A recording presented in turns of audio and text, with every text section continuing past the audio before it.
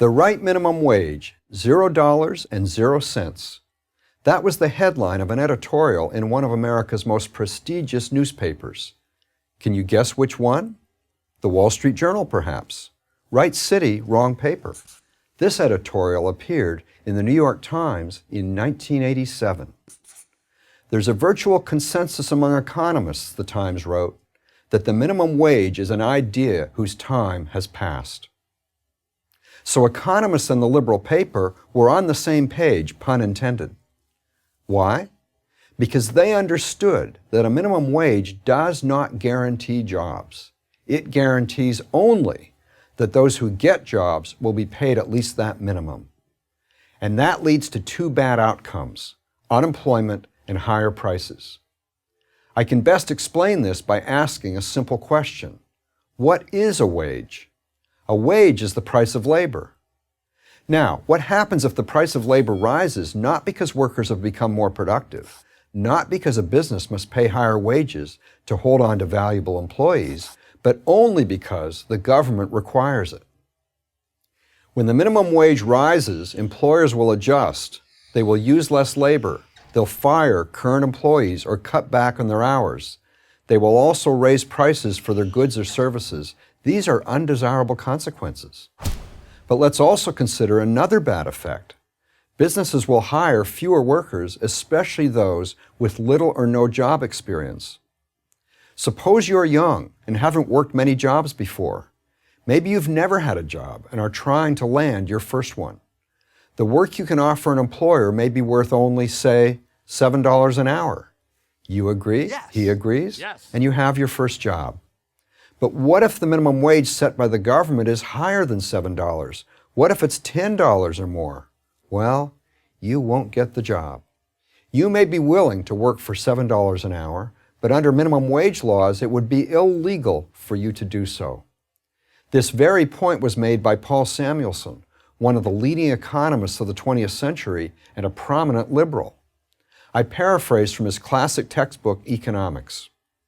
What good does it do a black youth to know that an employer must pay him a minimum wage if the fact that he must be paid that wage keeps him from getting a job? And that young person loses more than a paycheck. He also loses valuable work experience, learning to accept responsibility, dealing with a boss, getting along with coworkers, all the things that demonstrate to an employer that he made the right choice in hiring, and all the things that will help that young person get a better paying job down the road. Yes! A recent study found that in some cities, the unemployment rate for teens without a high school diploma approached 50%.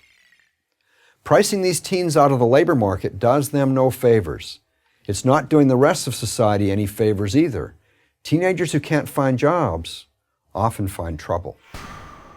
Advocates of a higher minimum wage argue that while some young people might be priced out of the job market, this is outweighed by the fact that those who have minimum wage jobs will get a wage increase. But that doesn't mean they'd be better off.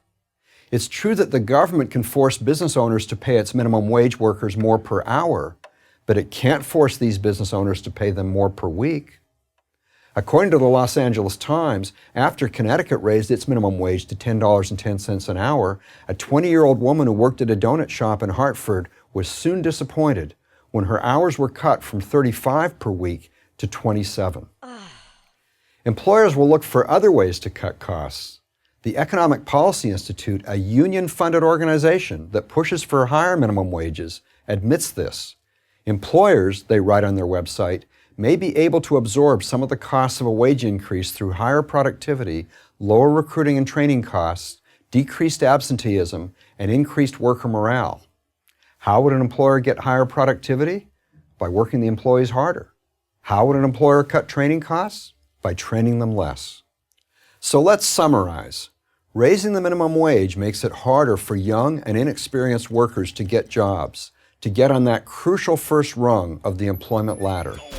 And many of those who do benefit from a wage increase will likely find those benefits undone. They will work fewer hours, will work harder per hour, and will get less training.